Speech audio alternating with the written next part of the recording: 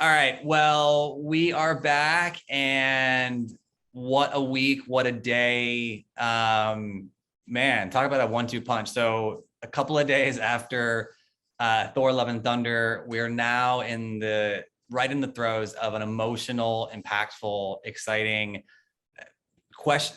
So many questions coming from too. Season 1 finale of Miss Marvel. An amazing finale. We have so much to unpack and discuss. I am joined by my good friend Amira, the Amira Review, one of the brightest spots in the entire world. Thank you. You're so sweet. Thank you. But I want to kick it right off immediately. I want to get your overall thoughts because it's getting a lot of praise, which is amazing to see. There's so much to unpack, but I want to get your overall thoughts about this because what a finale. Listen, for me, I'm going to say it again and again and again. It is a love letter. For me, that last episode was just a beautiful bouquet of beautiful representation, a love letter to Muslims, South Asians, to allies, to Marvel fans. It was so well done. I was extremely emotional. Like in episode 5, I cried a couple times because the whole partition episode like really reminded me of like my people's struggle as well, and colonization and that sort of thing.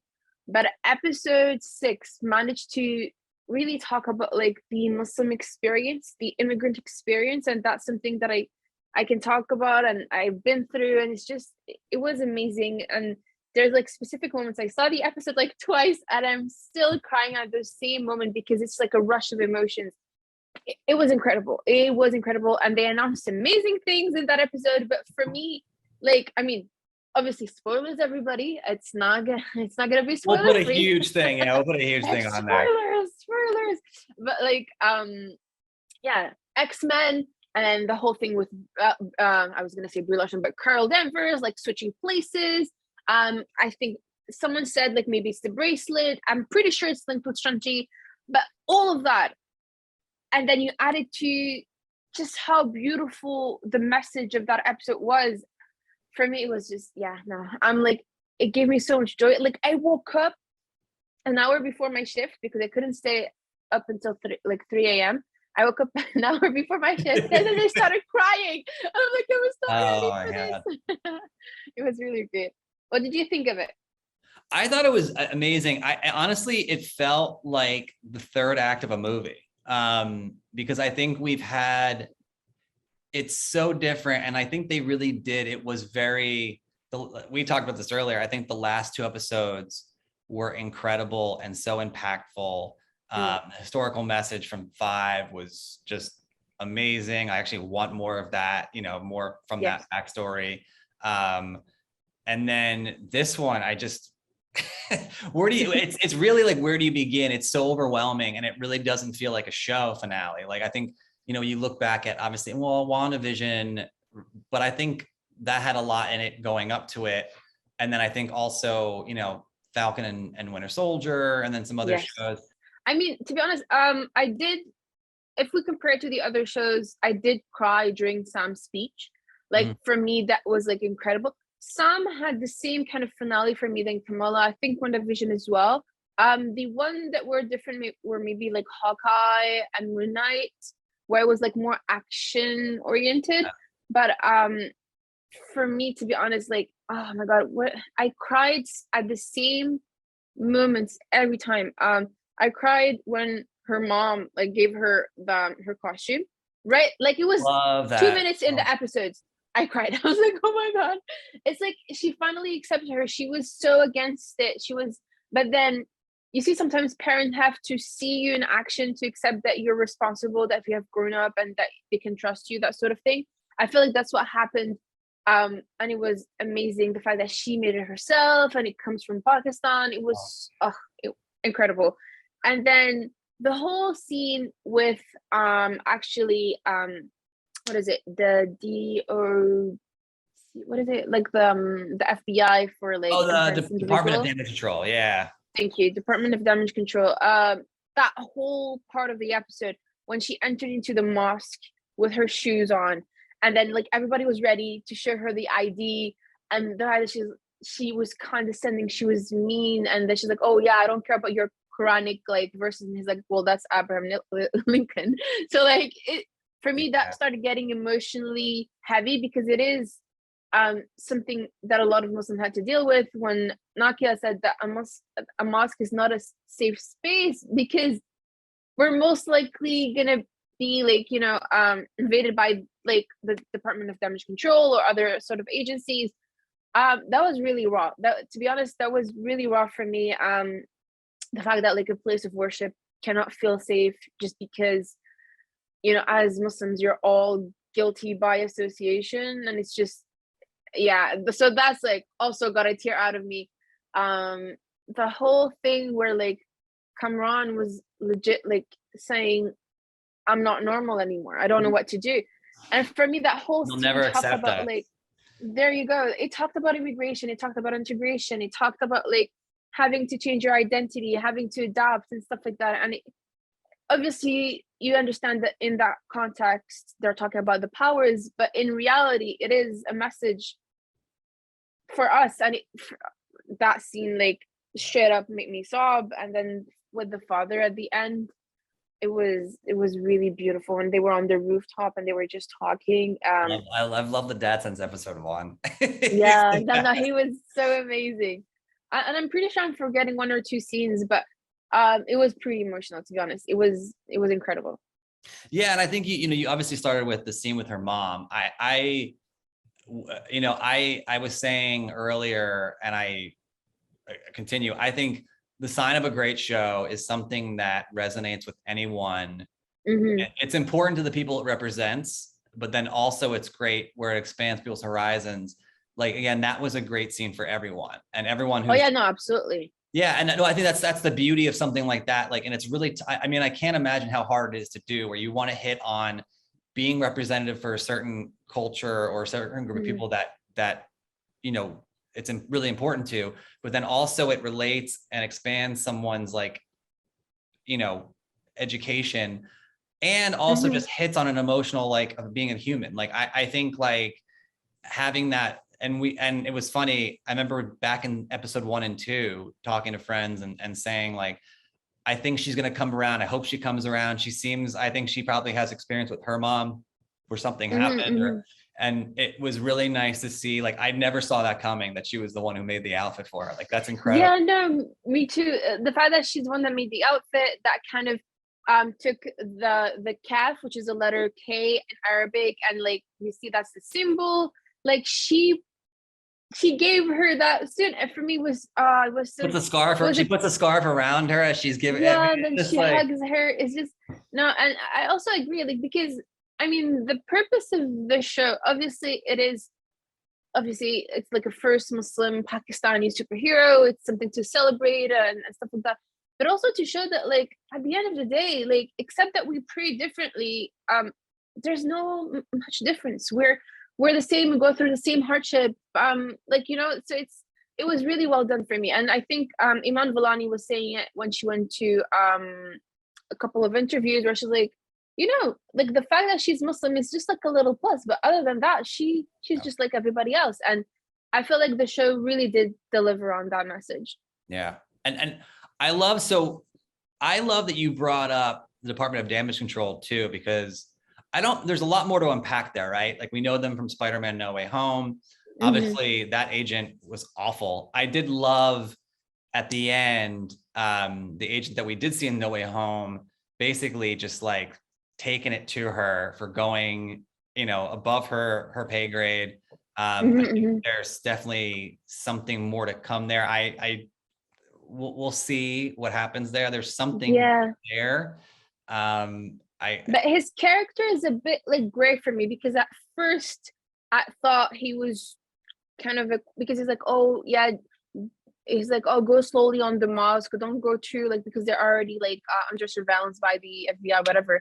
And then after that, he's like, oh, but bad publicity. At the episode 6, he told her back off because of Pat. I'm like, really? You're backing off because of bad publicity, not because like there's children and you're like hunting them as if they were monsters. I'm really curious to see the continuation of this story with like She-Hulk, and to see like more of like how this department works and why. Because in Spider-Man, we didn't necessarily understand the purpose. Now with Kamala, and I said it, I think in episode 2, it felt like X-Men. I was like, oh my god, are these like you remember like in the X-Men Days of Future Past? Yeah, yep. And I said, I'm like, this feels really like the X-Men. And then I wonder if like that's what they're gonna use it for, like against all enhanced individuals, X-Men and everything else. Also have a thought that just hit me too. So it's not fully formed, but there's a connection there. Okay. And so I think there's a lot of questions that we have, especially from phase 4. Now, he did say something in No Way Home where Peter says something about Nick Fury, and he's like, Nick Fury's been off world for the past like whatever 2 years or whatever it is. Yeah. I wonder if he's a Skrull, and I wonder if that force is Skrulls that are trying to subjugate powered people to eventually invade and take over. And maybe that's their thing. I mean, that's random and it's not fully baked, but I wonder if that's leading to like secret invasion somehow. And he's I mean, it could be. No, it could be, like, to be honest, because the thing is, I mean, I would understand like the human reaction to like after Endgame of being tired of like these heroes or superhumans having this to decide like the fate of humanity, right? You're like, okay, Thanos came because, I mean, I can see like a group of anti-hero being formed, but to have like legit like a department formed from the government while Fury is not there is a bit like suspicious. So maybe, maybe you never know. There's so many things, outliers hanging out there. Like Val, Julia Louis-Dreyfus is hanging out there. She's got her little team that she's putting together. It is nuts. And I think that's the thing that like, I think people have said phase 4 has felt a little disjointed. And I have to agree to a certain extent. Now there's been emotional, amazing things. And I think there is a really clear delineation where you have really great art, which I think you've seen a lot of. So you have Thor, Love and Thunder, and like a lot of the meanings behind there were beautiful. And you have, obviously, you mentioned Falcon and Winter Soldier and Sam's journey there, and you have WandaVision and her heartbreak, and then now you have this, which is like just like shoots right up to the top. So you have all these beautiful, separate, somewhat connected but self-contained like art pieces, which I think they're really truly art, because they all have different story to tell. And then I think there's the interconnected weave of like we saw from like phase 1 to phase 3. So it's going to be really interesting to see how they bring it all together, because they've spread it out so far. Like we're just talking about like Earth right now. Go past there you go. You're having like celestials and like Zeus and Hercules. But at the same time, I think they're reintroducing new players, but at the same time, it feels disconnected because it has a certain sense of like loss, because we lost so many people, and we're like trying to. They were our pillars. If you think about it, like Steve Rogers, Tony Stark, Black Widow, and Natasha Romanoff, like they were all like pillars for all these phases. Now that we lost those pillars, we have like 2-3 players that are still here, and we're reintroducing, but it hurts. It's like you just lost someone and they're like, oh yeah, but this guy can play. And you're like, what? No, I'm still like, so like it feels disconnected. If we kind of see the shadow of a link, but it's not confirmed yet. And listen, I myself, like I get annoyed when I don't understand what's the link. But I feel like we're gonna get it maybe at mid phase 5, or like at the end of phase 5. I do think like every other day I've seen so many leaks and like potential, like someone said Dr. Doom's going to be in Black Panther 2, and then it's like, but you can't, I mean, that's the thing that's going to be really interesting, because Dr. Doom is on par with the Thanos in the books. He's so like cunning and clever, and then you also have Kang that's out there. You also have it's just like, for me, I'm like, if you introduce Dr. Doom and we know that Kang is coming, for me that's like two really powerful characters that I'm like, which one is gonna be, I don't know, I heard someone say that maybe Dr. Doom will be like a low-key kind of like a guy who would come, has its own agenda, and then like does what he has to do, help them, worst comes to worst. But then Kang will be the enemy. But then you have Secret War, Secret Invasion. There's so many things like being like built right now, and it's true. Like we are missing pillar. I mean, they gave us Shang-Chi. The Eternals, I'm not sure what we're gonna go with that, but I feel like Shang-Chi is gonna be one of the pillars. Kamala, the Marvels, I feel like that's another pillar. Thor, I mean, they said Thor will come back, but like I don't think he will come back before Phase 5. The Guardians, and then Black Panther is like a huge question mark. We'll have Riri Williams. Like there's a lot of new things. Namor, you're like, okay, but I think we are expecting an Avenger assemble, and I don't think we're gonna get it anytime soon. I agree. I could not agree more.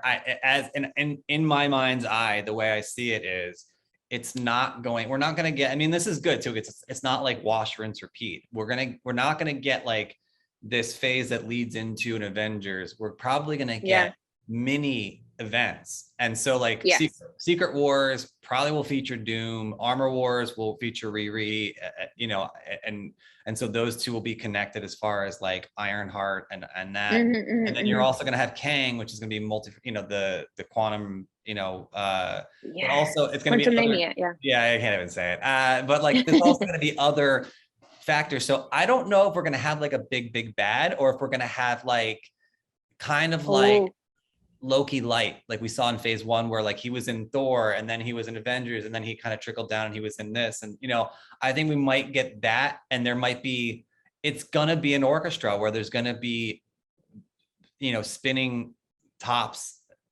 at once. And I don't see it as one big set.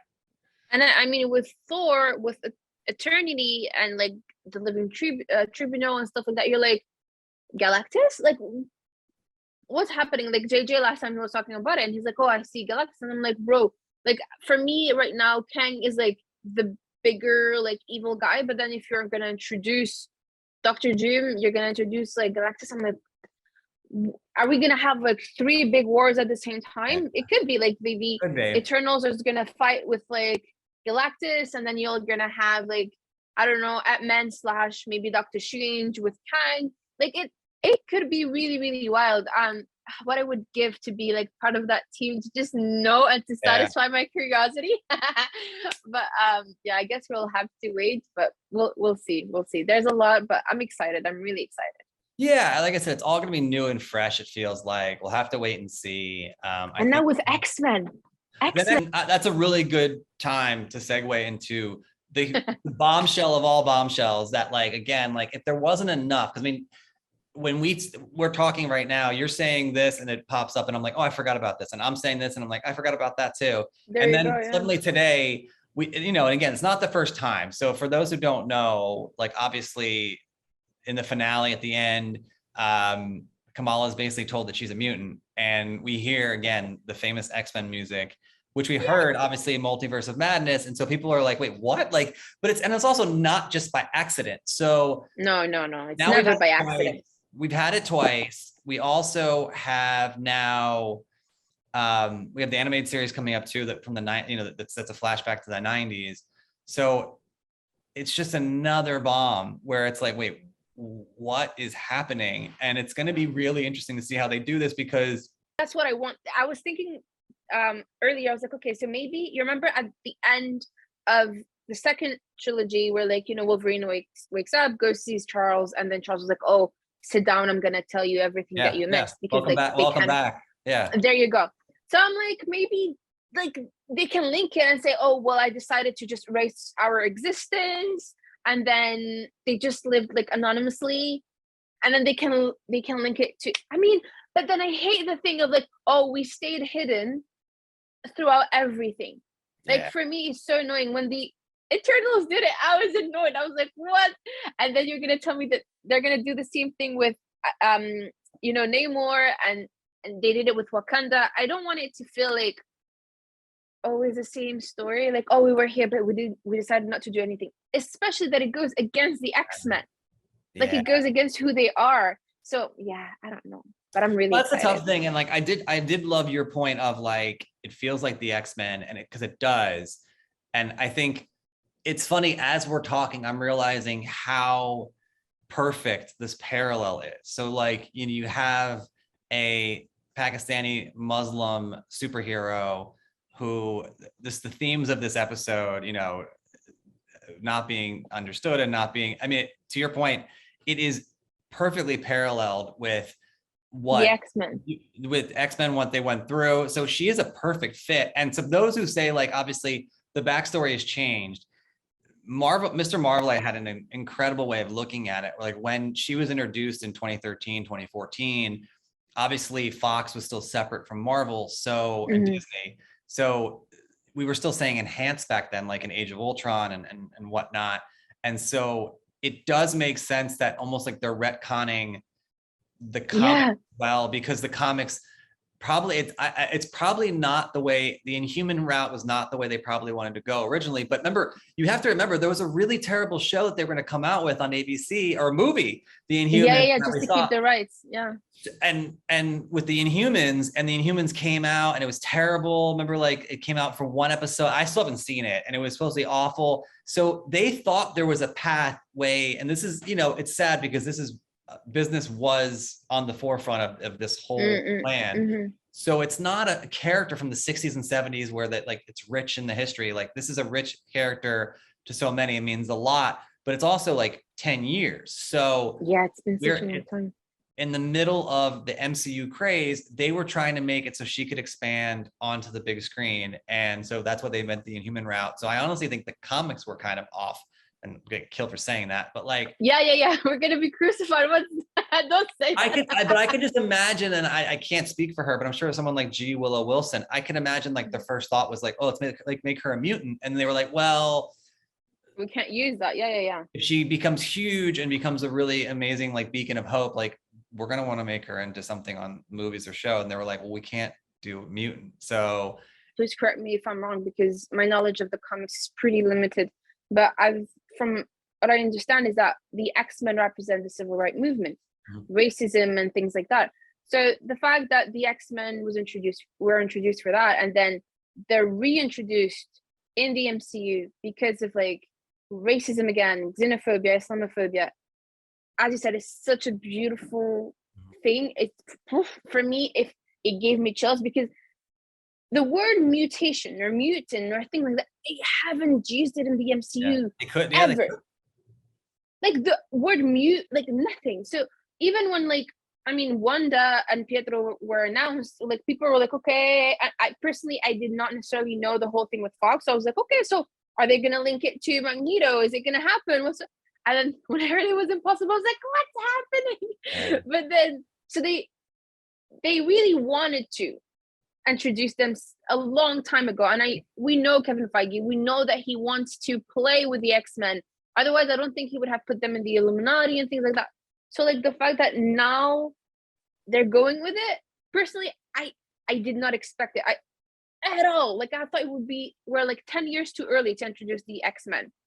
I do think that as we're speaking, I do think there's a path forward that won't be reminiscent, and this is gonna be sad. I don't know if we're gonna get like a Professor X or Magneto. I could see something like Laura from Logan coming back as the new Wolverine. I could see like Pietro, who we saw in WandaVision, us getting the Pietro from the movies because he's still young. They featured him in WandaVision. Yeah, it's they can play with the multiverse and stuff. Yeah. I think what we could get, which would be really cool, is either the Marvels or you get maybe someone like a Miss Marvel leading the X-Men to a certain degree, and being like that. Oh, that gave me chills. Yeah, so awesome. We're gonna get I think we're gonna get a young new team, and I don't think we're gonna get like those, again, like we said earlier, those irreplaceable icons. I don't think we'll get them. I think we'll get like new, fresh, young people. And I do think like it would be super cool to see. I mean, I don't know what she looks like now. Like it's been like 5-6 years, like whoever played Laura, like she's probably grown up, and it's incredible. And I think we'll get like really cool. We're going to get, that's going to be either Thunderbolts or Dark Avengers. We're going to get Haley Steinfeld's gonna come back as as Kate Bishop. So I think there's going to be a lot of different little sects and like little groups. And so, yeah, I think that's the thing that a lot of people, myself included, I'm sure yourself as well, like you said, the pillars is a really good point.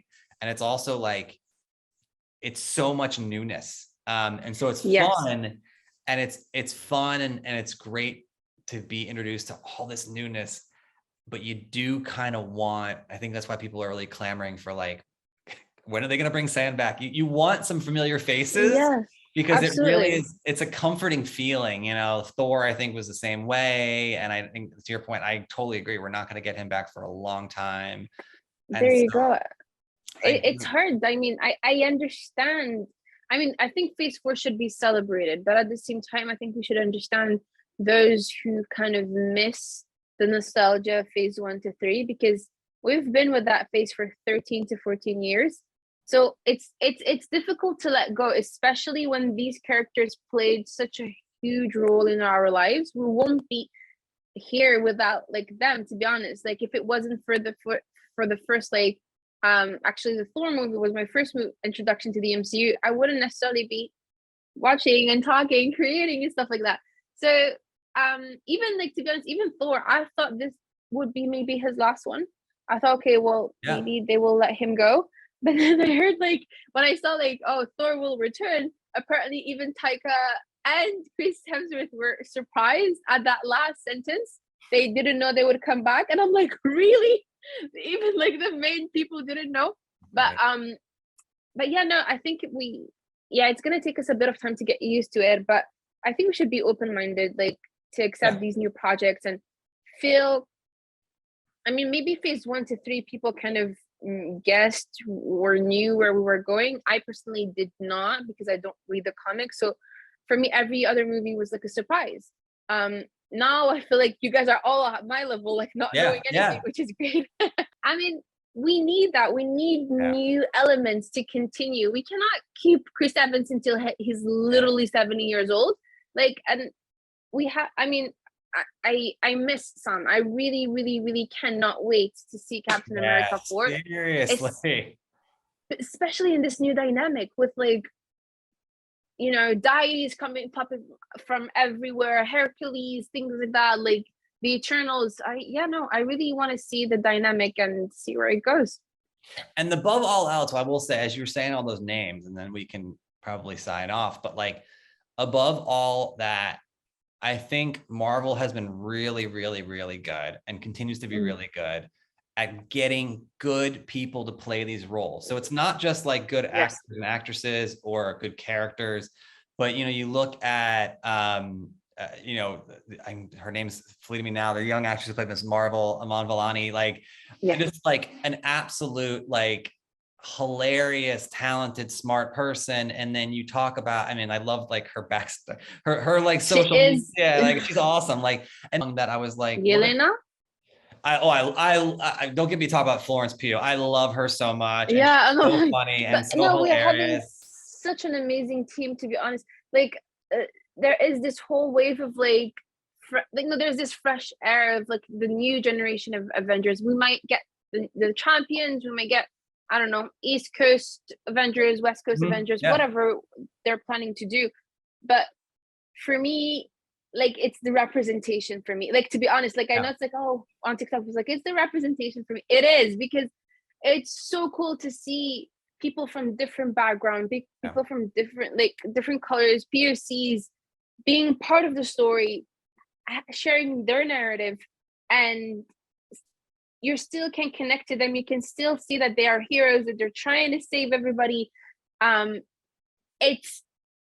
It's mind-blowing. To be honest, I never thought we would arrive to a space where like there would be a Muslim superhero, let alone like a young girl. But it's amazing. And then like we might have Miles Morales soon. Like, there's so much potential. That's definitely happening. I definitely, please don't be Jaden Smith though. But that's definitely happening. But the one that was on tip of my tongue also, Simu Liu, like, who is, I mean, for those who don't haven't gone and checked out his social media feed, it is amazing, inspiring. It is a great mix of funny and like emotional at the same time. and he's just a good guy. I mean, that's the thing I always focus on. I mean, God bless Joseph Quinn from this past week. I mean, like people like that who love their fans, are dedicated to their fans. You know, I picture in my head of Tom Holland dancing in the car and videotaping himself on the way to the No Way Home premiere. Like, I love that kind of stuff. Like, I don't love the movie star, you know, mentality. I love the fans that are fans that love this stuff, and enjoy it. And so Marvel's been epic of getting great people. Now it's representative people that are also, to your point, being those great people. They are also going to change people's minds, which is awesome because yeah. No, it's absolutely like amazing. And I did a podcast a couple days ago, and I think it's called the Daily Kazoo. But and when I talked about this, and I said we're adding to the story, right? POCs are adding to the story. So like it's not erasing anyone's narrative. So like non-POCs, like white characters are not gonna disappear just because we're adding people of color, African Americans, or like Black people. Like it's not changing anything. It's just adding and including other people, which is amazing. Because to be honest, I loved phase 1 to phase 3. But at some point it did feel like you're like, okay, well, can we get someone that is like just a different shade? And then you had Sam, which was amazing, and Black Panther, which changed everything for me. It was such a cultural moment. And then you have the beauty that is Shang-Chi, and then the Eternals. We're moving forward, and I love the fact that we're still carrying the heritage of like phase 1 to 3, but we're continuing to move forward because that's what it is. I mean, when in the comics, when Tony Stark died, Riri Williams came, right? When Spider-Man died, Miles Morales came. Like, so like the hero, the message, the hope that they represent is still here. It's not like taking from anyone, it's just adding. And I just love what they're doing. And I really, I mean, America Chavez, like I forgot about her, but she's so cute. That's what I'm saying. There's so much. It's ridiculous. And like the relationship that she has with Strange kind of remind me of Tony and Peter. And it's like a bit different because there's Wong in the middle. Listen, I am happy. Like I know that we need answers. I know we're curious. We're feeling a bit restless, but at the same time, I feel like we should be patient and give it a bit of chance. Maybe in Comic-Con they will give us like more details, I guess. Well, I feel like we've evolved to what you were saying, this microcosm of the comics where it's a couple movies that build into a team movie, to this world building and to these different stories and various stories and POC stories and this like representation of the entire world. Well, beyond the entire world, there's the galaxies. Galaxies. Now we are living in the Marvel universe. Whereas before, I think we aspired to be, and we had, from Iron Man to Hulk to this to that, and it was really whatever. I close my eyes and I just picture that iconic, picture of all the, all the heroes in animated form, and we're like literally in the thick of it. And I think that's what's going to happen moving forward, where I think that's the same thing. Like Disney Plus has really opened the door for that, and D23 has opened the door for that too. I think Disney's going to have their own like Comic-Con now. You have Disney Plus, which is a whole network that will house all these different things. And I think that's really what's going to happen, is we're going to have on screen the Marvel universe in comics, like all the characters, all the slates, the encyclopedia of all these characters from the Silver Age to now.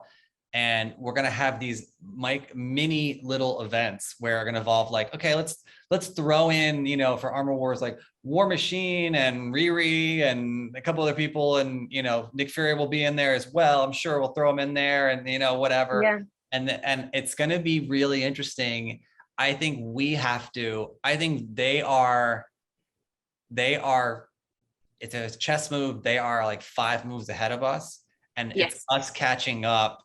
At the same time, they are creating the next generation of heroes, and they cannot all be 30 and have the same origin story as like Captain America or like Iron Man or like things like that. So I mean, we kind of seen it with a trilogy of like Spider-Man, where it was like a teenage. She is literally the same thing. It's just that you add like that she's a girl, that she's Muslim, that she's Pakistani, but like other than that, she have kind of the same characters. And I mean, her, oh my god, my head canon is like really hitting right now. I'm like, her and Peter could be like the best of friends. But It would be but like adorable together too. yeah, I'm like, oh my god, that would be so cool. But yeah, we're creating like also a legacy for younger like fans to get into it and grow up with it. Right. When I started the first Iron Man, when was it? Like, no, Thor 2008. came out in 2010. Yeah. Like I was 12 a years ago. teenager, so like Yeah.